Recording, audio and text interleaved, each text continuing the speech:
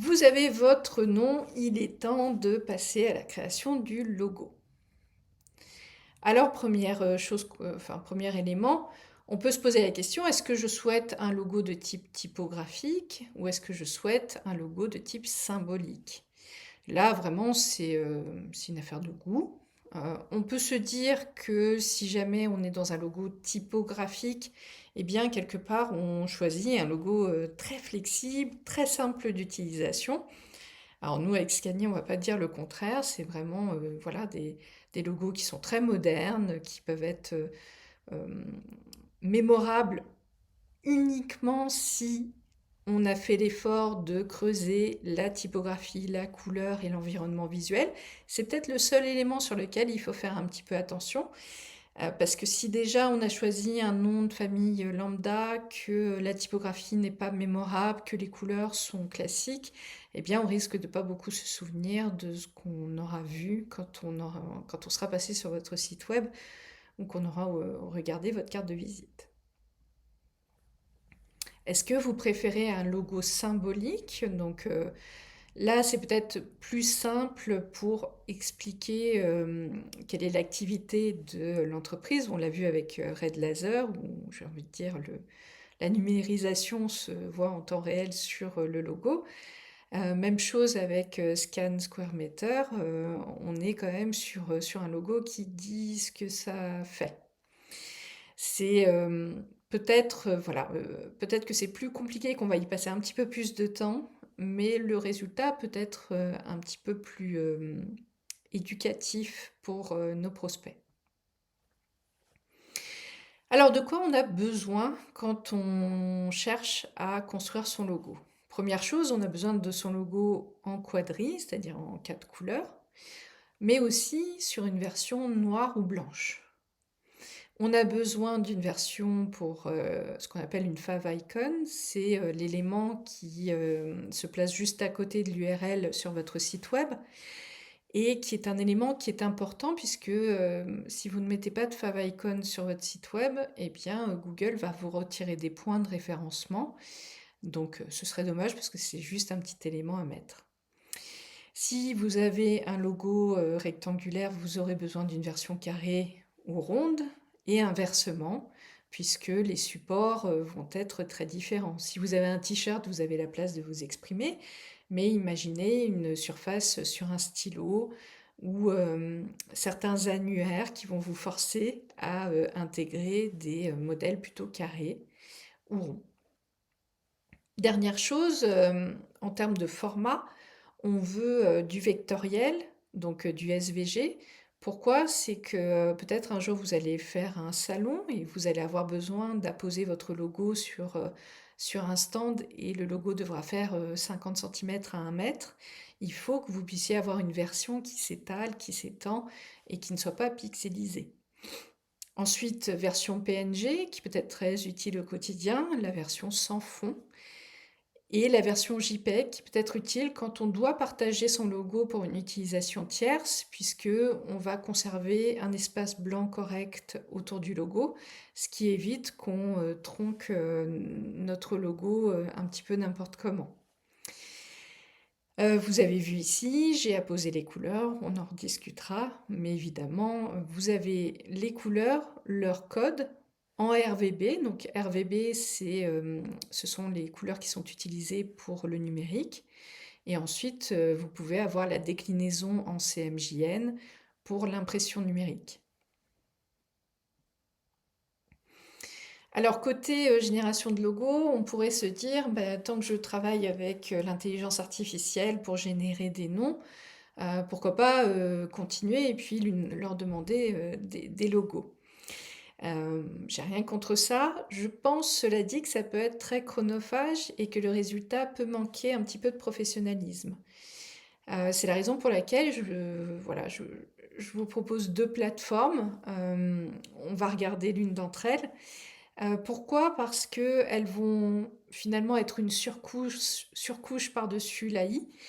Et ils ont déjà pré-paramétré un nombre de choses pour que la charte graphique et le résultat qui sortira soient complètement conformes et soient complètement utilisables et professionnels.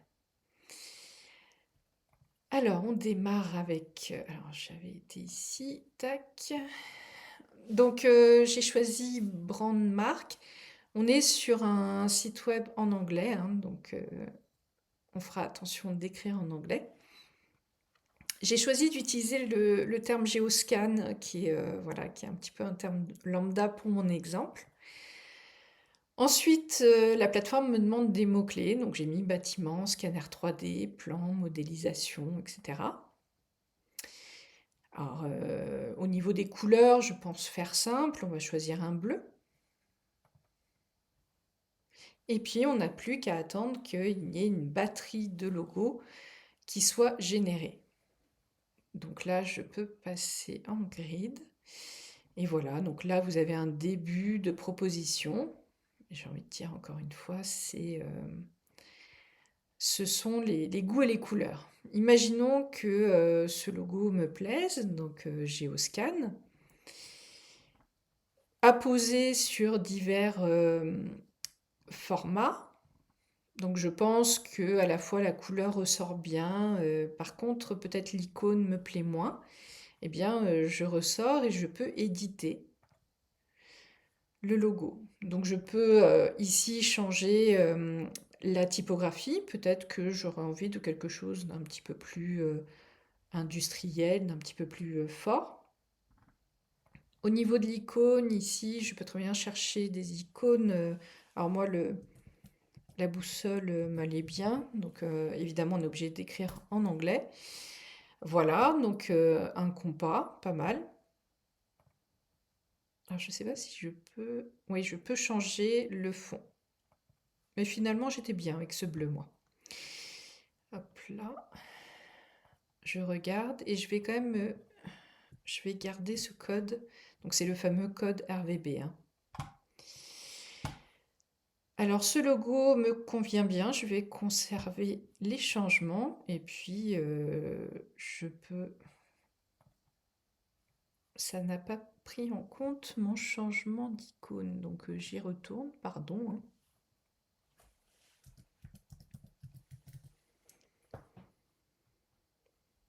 Voilà. Hop. Voilà, c'est mieux. Donc, imaginons que ce logo me convienne. Eh bien, je peux l'acheter. Donc, il pourrait être tentant que de l'acheter à 35 $. Maintenant, je vous recommande vraiment le logo à 65 ici. Pourquoi? Parce que vous pouvez encore changer le design et d'expérience, on va forcément avoir des petites choses qu'on va souhaiter changer parce qu'on va commencer à l'utiliser réellement sur un site web, sur une carte de visite.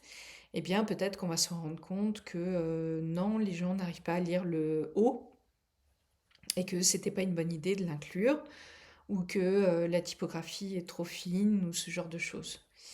De même, cette version comporte l'export en SVG et c'est vraiment beaucoup plus intéressant, ainsi que un design de business, enfin, de carte de visite. Donc finalement, vous avez déjà pas mal de choses pour vraiment un prix, bon là c'est en promo, mais pour un prix très abordable. Donc voilà pour la partie logo. Maintenant, on attaque les couleurs. Alors, je me suis amusée à taper prestataire en scan 3D logo pour voir quelles étaient les couleurs qui ressortaient. Donc on le voit ici, c'était pas innocent de ma part de choisir du bleu. Il y a quand même beaucoup de bleu, de couleurs un peu foncées, mais aussi un petit peu de vert avec des pointes d'orange. Bon, on va se dire ok, mais pourquoi j'utiliserais pas du rose? Eh bien parce que les couleurs ont un langage et que finalement il faut quand même que cela colle avec l'image que vous souhaitez faire passer. On parlait du bleu. Le bleu, c'est la confiance, c'est la sécurité, c'est le calme. C'est aussi la couleur de la tech. Voilà. C'est dans l'inconscient. On est vraiment sur toutes les sociétés qui ont démarré en tech, HP, IBM, etc., qui étaient bleues. Donc à la fois on a ce côté sécurité, à la fois on peut avoir ce côté technique et tech. Euh, le choix du bleu est important. Plus on va le pousser sur son côté vif, plus il sera moderne, plus on va le pousser dans l'aspect gris et plus il sera traditionnel. Sur le vert, ça m'étonne pas de voir quand même du vert dans nos logos puisqu'on est sur la représentation de la nature. Et puis le côté orange me semble intéressant pour ce petit côté peps, dynamique. Voilà, ça peut être un élément, un petit élément de la charte graphique sans forcément représenter 70% des visuels. Alors pour définir sa palette de couleurs, il y a un super outil que je vais vous montrer maintenant. Donc ce site web, pareil, on est sur un site web qui est en anglais, vous permet pas mal de choses, donc vous aurez l'occasion de l'explorer. Mais notamment, il permet d'explorer des palettes de couleurs. Voilà, donc là, on peut se dire que peut-être on serait intéressé par un camailleux de bleu. Eh bien, on peut aller voir tous les éléments qui caractérisent cette palette. Et puis, voilà, se poser la question si on vivra bien le fait d'être 100% bleu pour les 10 prochaines années, par exemple. Parce qu'honnêtement, on ne change pas de charte graphique tous les 4 matins. Voilà, donc j'ai envie de dire, je vous laisse explorer.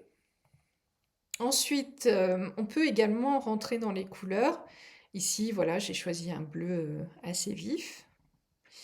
Et puis, bah, obtenir pas mal d'informations, à la fois sur ce que ça évoque d'un point de vue psychologique, etc.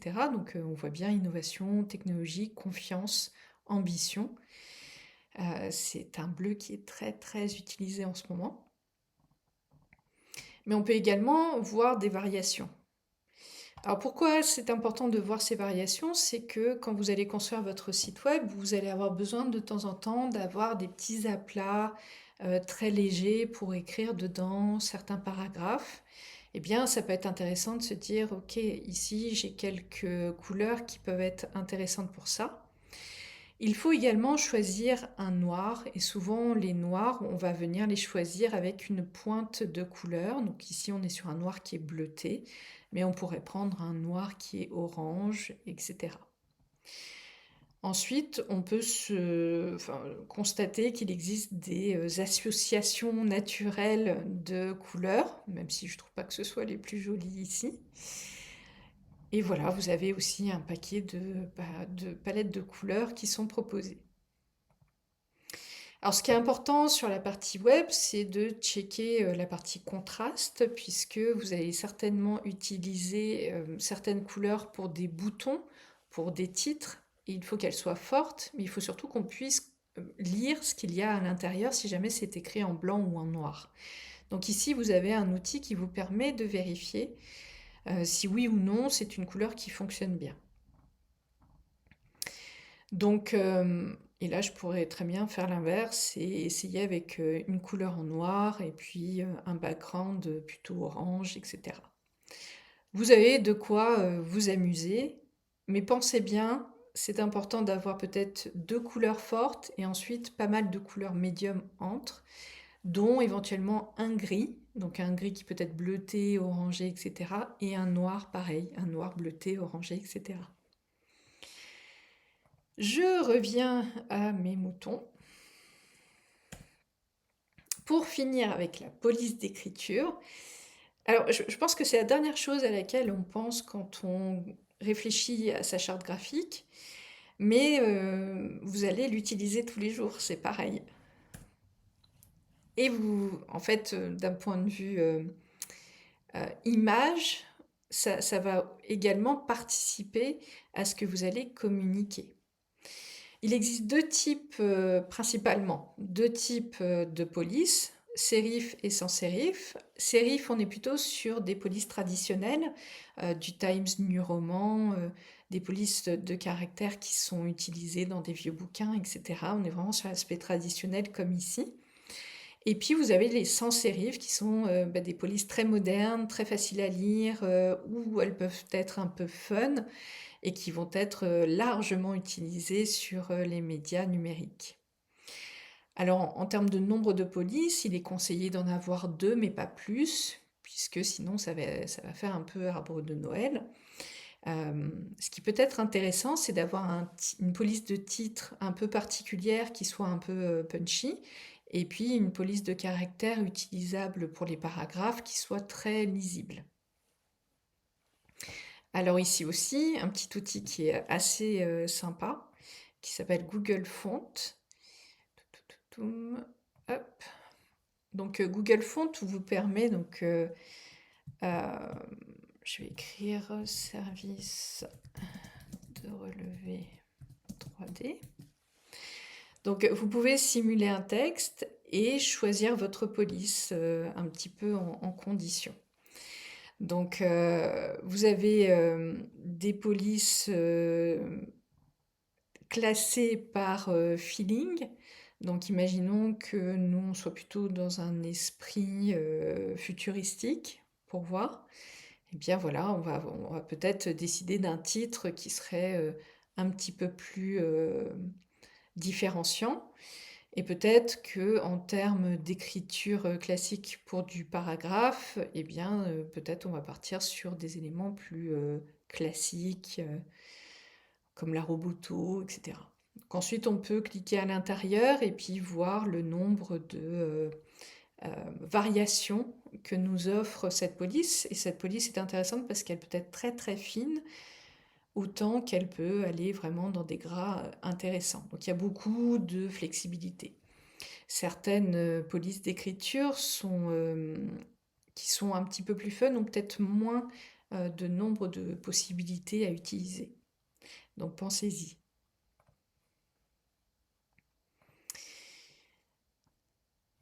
Quand vous allez présenter l'information, ça c'est un petit plus, mais pensez à la hiérarchie des informations que vous allez écrire, que ce soit sur votre site web, sur votre carte de visite, ça marche pour tout, hein, pour les documentations, etc.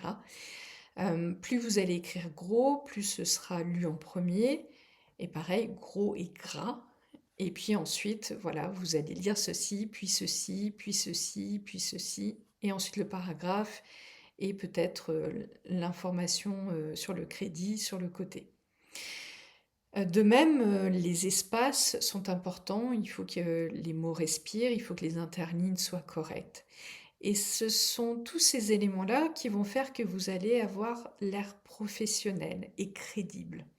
Si jamais vos textes sont tout écrasés ou qui sont tous les uns contre les autres, eh bien on va bien sentir que c'est un peu amateur. Donc pensez-y, c'est des petites choses, mais pensez à bien aligner et à laisser respirer vos textes. Alors on arrive à la conclusion. Et la conclusion, c'est surtout pas de pression, une charte, ça évolue. Si vous avez un souci sur votre logo, modifiez-le. Si vous avez un souci sur vos couleurs, eh bien, ajoutez des nouvelles couleurs pour que vous soyez plus à l'aise pour construire voilà, vos éléments de communication.